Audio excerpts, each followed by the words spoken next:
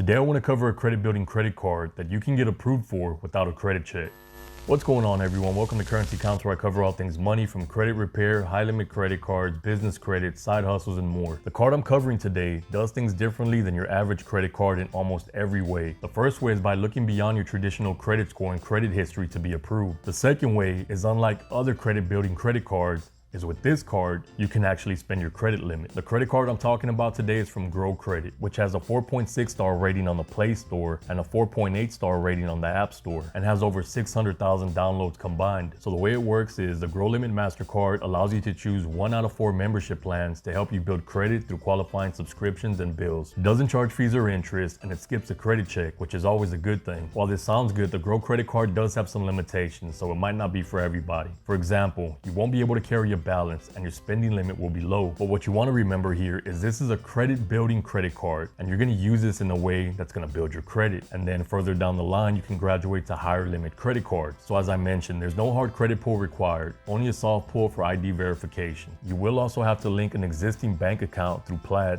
Okay, so Grow Credit is going to offer you a credit line through a virtual card that's tied to one of your 4 membership plans, each with a different limit. And you can only use that virtual card through qualified subscriptions like Spotify, Hulu, and Netflix. There's a lot more qualified subscriptions. The full list is on the website. These are just a few examples, but it's going to be more of your mainstream subscription-based platforms. So the way this virtual card helps you boost your credit is, as you pay your monthly subscriptions, those monthly subscription payments are being reported to the 3 major credit bureaus, Experian, TransUnion, and Equifax. So the more active accounts you have, along with a positive payment history, you can potentially increase your credit score dramatically. And that's if you're new to credit, if you have no credit. But if you're rebuilding, it might take longer because you're waiting for those late payments to season or collections to fall off your credit report. So if you have 5 years left on a 7-year collection, you're better off trying to settle or start writing your 609 letters. Just be aware that the credit repair process might take up to 6 months. And if you need help getting a collection or negative item removed off your credit report, check out my credit repair course, linked in the description. Okay, so back to the card. So the price of the membership plans are gonna vary. The Build membership plan offers a $17 monthly spending limit on subscriptions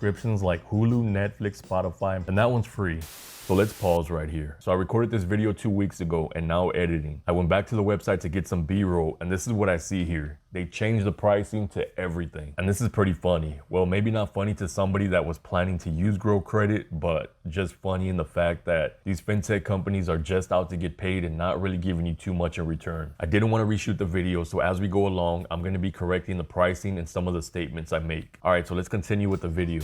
So let's back up a little bit. $17 monthly subscription spending limit. That's enough to cover maybe Netflix or a few different lower tier subscriptions, $5.99 a month, $6.99 a month. So remember, what we're trying to do here is build credit, and that's what this card's gonna give you. It's gonna give you reporting to the 3 major credit bureaus, Experian, Equifax, and TransUnion. So even though you're only getting a $17 a month subscription spending limit, it's free, so it's worth trying out. So this build credit tier that was free is now $3.99 a month, not free anymore. So I'm not even sure if it's worth trying out. So the way it worked up until about 2 weeks ago is you had the free builder plan. If you didn't qualify for that builder plan, you may qualify for a secured plan, which was $2.99 a month. Now it's $3.99 a month across the board. The website states those who can't qualify for the free build membership plan may be eligible for this option if they meet certain requirements. Applicants must have a bank account that's at least 30 days old and have at least $1 in that bank account. So pretty chill requirements, and virtually everybody will be approved for the secured membership. But if you don't have at least $1 in your bank account, I don't even know what to tell you. I can't help you there. This plan also requires a security deposit to cover your spending limit. For example, if you have a $17 spending limit, your security deposit requirement is going to be $17. And that security deposit will be returned after 12 months of consecutive on-time payments. So what this is telling me, in not so many words, to qualify for the free plan, not free anymore, for the $17 a month spending limit, is you're going to need good credit. Which leads me to ask the question, if you have good credit,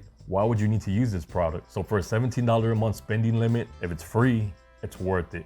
But if you have to pay $2.99 a month in a membership fee, I wouldn't do it. All right, so moving on to the next membership tier, the Grow tier, which is $4.99 a month. Not $4.99 a month anymore, it's now $6.99 a month. And if you don't qualify for the unsecured plan, which means no security deposit, you may still qualify for the secured plan, but the secured plan requires a $50 security deposit. So the Grow membership offers a $50 monthly spending limit and access to premium subscriptions that include payments to Verizon, AT&T, Sprint, T-Mobile, and more. If you're only getting a $50 a month spending limit, and they're saying you can pay your phone bill with it. I'm not sure I know of any phone bill that's under $50 or right capped at 50. Maybe Boost Mobile, maybe Metro. What's the other one? Total Wireless, but I didn't see any of those here on the list. All right, so far we're not looking good. $4.99 a month for a $50 a month spending limit. All right, so let's move on here. Let's go on to the next one.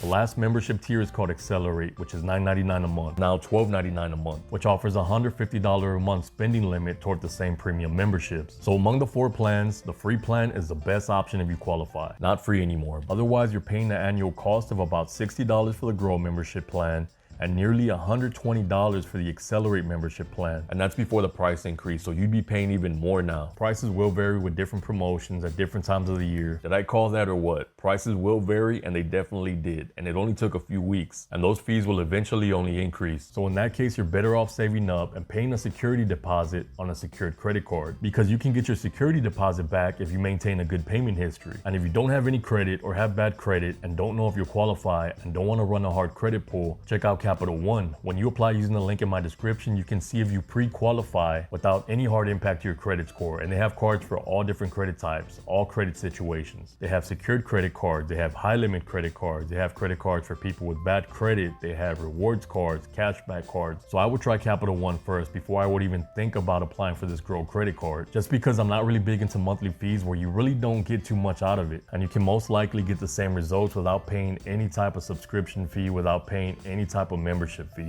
So this card is one of those things that isn't one size fits all. If you apply and are able to get approved for the free account, I'd take it 100%, because it can only help your credit, unless you default, but that's another story. I may even consider paying $2.99 a month, because in the big picture, it's helping my credit. And I stand by that. If they still had a free account, it would definitely be worth it to apply. But if you have to pay $3.99 to $12.99 a month, I'd look elsewhere. For example, Chime has a credit builder that requires no credit check, fees, or interest. It reports to all 3 credit bureaus, and it's 100% free. The only catch is you have to sign up for the Chime checking account, which is also free. And when you sign up for Chime using the link in my description, you can receive $100 by setting up direct deposit and following a few simple steps. So sign up for Chime, get a free checking account, get a free credit builder, build your credit, and earn $100.